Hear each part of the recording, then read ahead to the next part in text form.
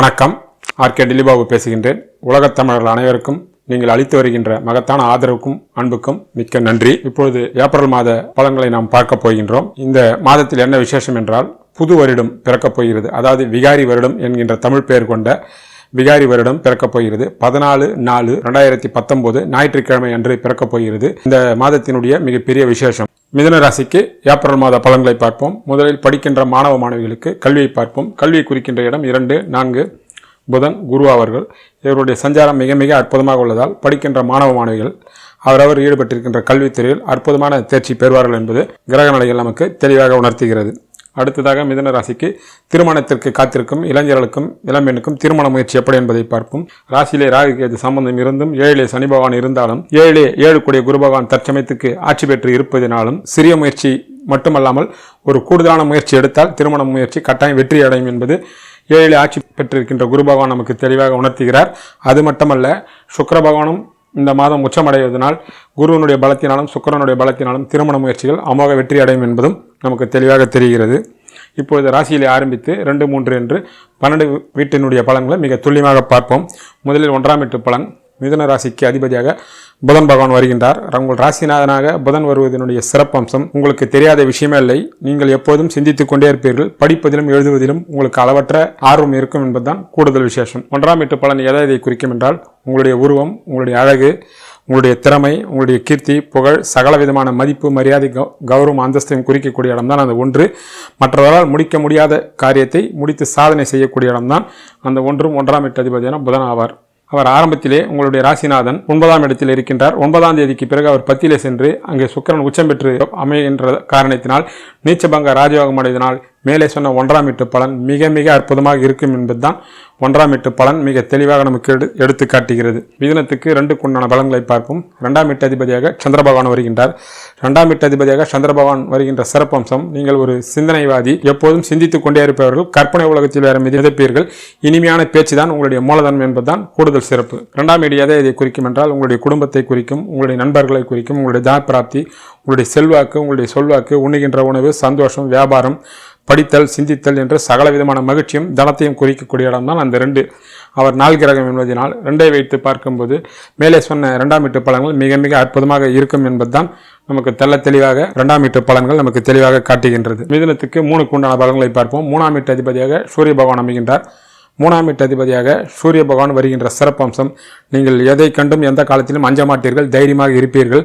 ஒரு முடிவெடுத்தால் அதில் ஸ்திரமாக இருக்கக்கூடிய அமைப்பு உங்களுக்கு ஏற்கனவே உண்டு என்பதுதான் 3ஆம் வீட்டு அதிபதியாக சூரிய பகவான் அமைகின்ற சிறப்பம்சமாகும். 3ஆம் வீட்டு அதிபதி ஆரம்பத்திலே 14ஆம் தேதி வரை 10லே இருக்கின்றார். பிறகு அவர் 11லே சென்று உச்சமடைவார். 3ஆம் வீடு எதையெல்லாம் குறிக்கிறது என்றால், உங்களுடைய இளைய சகோதரர்களை குறிக்கிறது, உங்கள் வீரத்தை குறிக்கிறது, காதலை குறிக்கிறது, சங்கீத ஞானத்தை குறிக்கிறது, படிக்கும் ஆர்வம், உடல் வலிமை, நண்பர்களுடைய சகாயம், சிறு சிறு பயணங்கள், சிறு சிறு வியாபாரத்தையும் குறிக்கக்கூடிய இடம்தான் அந்த 3.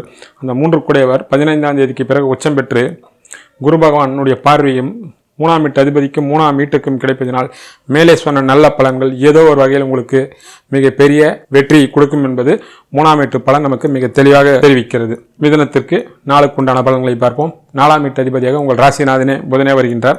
4ஆம் வீட்டு அதிபதியாக புதன் வருகின்ற சிறப்பம்சம், நீங்கள் மகா புத்திசாலிகள். படிப்பதிலும் எழுதுவதிலும் எப்போதும் ஆர்வம் இருக்கும். உங்கள் தாயார் படித்தவரோ படிக்காதவரோ மகா புத்திசாலியாக நகைச்சுவை உள்ளவர்களாக இருப்பார்கள் என்பதும், உங்களுக்கு வியாபார சிந்தனை எதிலுமே உங்களுக்கு வியாபாரம் நோக்கூடிய வியாபார கணக்கு தான் உங்களுக்கு மூலதனமாக இருக்கும் என்பதுதான் 4ஆம் வீட்டு அதிபதியாக புதன் பகவான் வருகின்ற சிறப்பம்சமாகும். 4ஆம் வீடு எதை குறிக்கும் என்றால், உங்களுடைய உடல் ஆரோக்கியம், உங்களுடைய கல்வி, பட்டம், பதவி, அந்தஸ்து, கௌரவம், சொத்து, சுகம், வீடு, வண்டி, வாசல், வாகனம், இன்ப சுற்றுலா, உங்களுடைய தாயால் உடல்நிலை, மனநிலை என்று சகல விதமான இன்பத்தை அனுபவிக்கக்கூடிய இடம் தான் அந்த 4. அந்த 4 கூடையவர் ஆரம்பத்திலே 9லே இருந்து 9ஆம் தேதிக்கு பிறகு அவர் 10க்கு சென்று நீச்சபங்க ராஜயோகம் அடைந்து 4ஆம் வீட்டை பார்ப்பதினால் மேலே சொன்ன பலன்கள் 4ஆம் வீட்டின் மூலமாக ஏதோ ஒரு வகையில் இந்த மாதம் உங்களுக்கு ஒரு அதிர்ஷ்டத்தை கொடுக்கும். சொத்துக்கள் வாங்குவதோ, விற்பதோ, இல்லை புதிய வாகனங்கள் வாங்குவதோ என்ற சகல விதமான நல்ல விஷயங்களை 4ஆம் வீட்டின் மூலமாக ஒரு சந்தோஷம் உங்களுக்கு இந்த மாதம் நடைபெறும் என்பதுதான் 4ஆம் வீட்டு பலன் நமக்கு மிக தெளிவாக எடுத்து காட்டுகிறது. மிதுனத்திற்கு 5க்கு உண்டான பலன்களை பார்ப்போம். 5ஆம் வீட்டு அதிபதியாக சுக்கிர பகவான் வருகின்றார். 5ஆம் வீட்டு அதிபதியாக சுக்கிர பகவான் வருகின்ற அம்சம் உங்களுக்கு ஏற்கனவே அதிர்ஷ்டம் இருக்கும். உங்கள் பிள்ளைகளும் அறிவாளியாகவும் அதிர்ஷ்டம் உடையவர்களாக இருப்பார்கள் என்பதுதான் உங்களுடைய கூடுதல் விசேஷம். 5ஆம் வீடு எதை இதை குறிக்கும் என்றால் உங்களுடைய மனசு, உங்களுடைய திட்டங்கள், உங்கள் எண்ணங்கள், மகான்களுடைய ஆசீர்வாதம், எதிர்பாராத தனப்பிராப்தி, முன்னோருடைய சொத்து, உங்களுடைய குழந்தைகள், குழந்தைகளுடைய எதிர்காலம், பேரன் பேத்தி என்ற சகல விதமான அதிர்ஷ்டத்தையும் தனப்பிராப்தியும் குறிக்கக்கூடிய இடம் தான் அந்த 5. ஆரம்பத்திலே அந்த 5 கூடியவர் 9லேயும் பிறகு அவர் 10லே சென்று உச்சமடைவதால் மேலே சொன்ன நல்ல பலன்கள் உங்களுடைய எண்ணங்களோ திட்டங்களோ நிறைவேறுவதோ அல்லது உங்கள் பிள்ளைகள் மூலமாக உங்களுக்கு மனமகிழ்ச்சியை நடக்கக்கூடிய வாய்ப்புகள் நிச்சயமாக உருவாகும் என்பதுதான் 5ஆம் வீட்டு அதிபதி 10லே உச்சம் பெற்று இருக்கக்கூடிய பலன். அற்புதமான பலன் அதுதான். மிதுனத்திற்கு 6க்குண்டான பலன்களை பார்ப்போம். 6ஆம் வீட்டு அதிபதியாக செவ்வாய் பகவான் வருகின்றார். 6ஆம் வீட்டு அதிபதியாக செவ்வாய் வருவதனுடைய கூடுதல் சிறப்பு உங்கள் எதிரிகளாலோ உங்களுடைய போட்டியாளர்களாலோ உங்களுக்கு அளவு கடந்த தனப்பிராப்தி அமையும் என்பதுதான் 6ஆம் வீட்டு அதிபதியாக செவ்வாய் பகவான் அமைகின்ற கூடுதல் சிறப்பு. 6ஆம் வீடு எதை இதை குறிக்கும் என்றால் போட்டி, பொறாமை, வம்பு, வழக்கு, உடல்நலிவு, கடன், வட்டி என்ற சகல விதமான மைனஸ் பாயிண்டை குறிக்கக்கூடிய இடம் தான் அந்த 6 கூடையவரே 12லே இருந்து 6ஆம் வீட்டை பார்ப்பதினால் மேலே சொன்ன அந்த மைனஸ் பாயிண்ட்கள் நீங்கள் வெல்வீர்கள் என்பதுதான் அதனுடைய கூடுதல் தன்மை. அதுதான் அந்த மேலே சொன்ன அத்தனை விதமான மைனஸ் பாயிண்ட்டும் உங்களுடைய அறிவாற்றலால் உங்கள் திறமையால் நீங்கள் வென்று காட்டுவீர்கள் என்பதுதான் 12லே இருந்து 7ஆம் பார்வையாக 6ஆம் வீட்டை பார்க்கின்ற பலன் ஆகும். மிதுனத்திற்கு 7க்குண்டான பலன்களை பார்ப்போம். 7ஆம் வீட்டு அதிபதியாக குரு பகவான் அமைகின்ற சிறப்பம்சம் ஆணாக இருந்தால் பெண், பெண்ணாக இருந்தால் ஆண். உங்கள் துணைவர் கம்பீரமாகவும் நேர்மையானவராகவும் தெய்வ கடாட்சம் உடையவராக ஒழுக்கமாக இருப்பார் என்பதுதான் 7ஆம் வீட்டு அதிபதியாக குரு பகவான் வருகின்ற சிறப்பு அம்சமாகும்.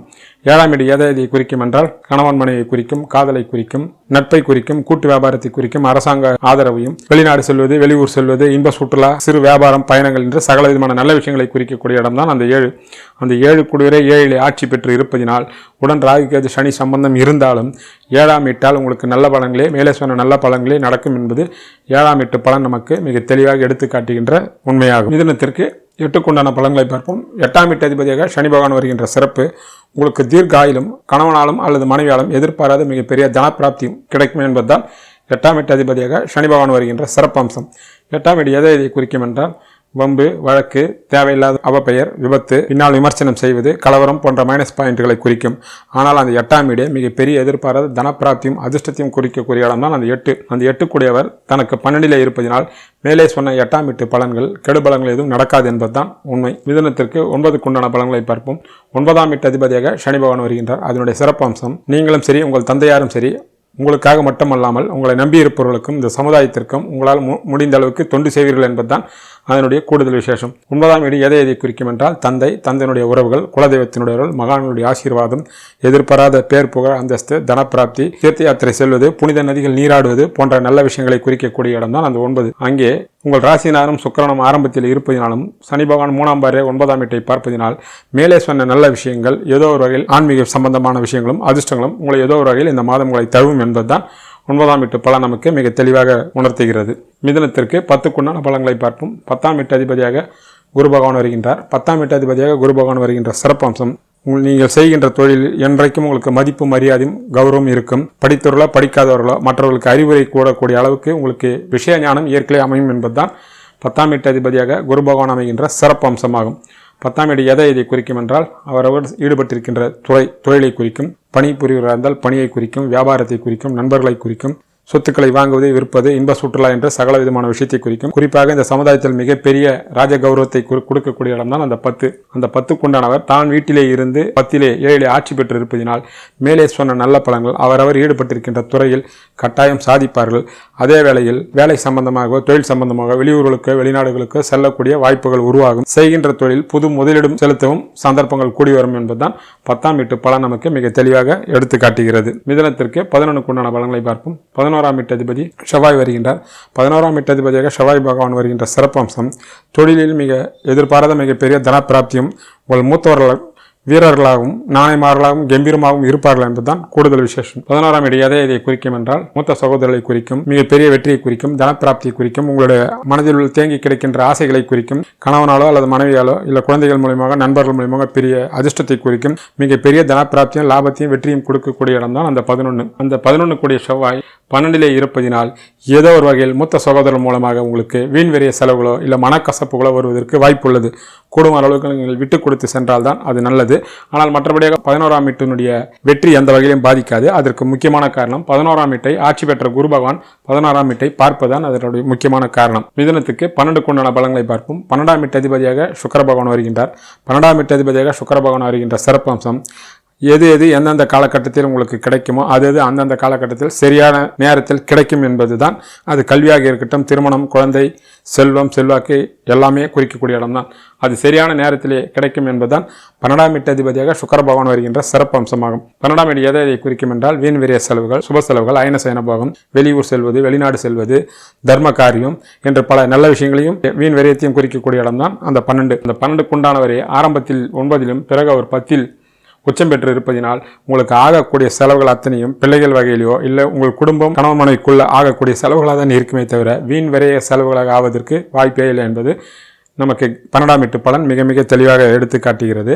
ஆக ஒட்டுமொத்தமாக ஏப்ரல் மாத பலன் புதன் சுக்கிர பகவான் அருளாலும் 7லே ஆட்சி பெற்றிருக்கின்ற குரு பகவானுடைய அருளாலும் இந்த மாதம் ஒரு அதிர்ஷ்ட மாதமாகவும் ஒரு வெற்றி மாதமாகவே அமையும் என்பது மிதுன ராசிக்கு ஏப்ரல் மாத பலன் மிக மிக துல்லியமாக எடுத்து காட்டுகிறது. இப்பொழுது ஏப்ரல் மாத தெய்வ வழிபாட்டிற்குண்டான பரிகாரத்தை பார்க்க போகின்றோம்.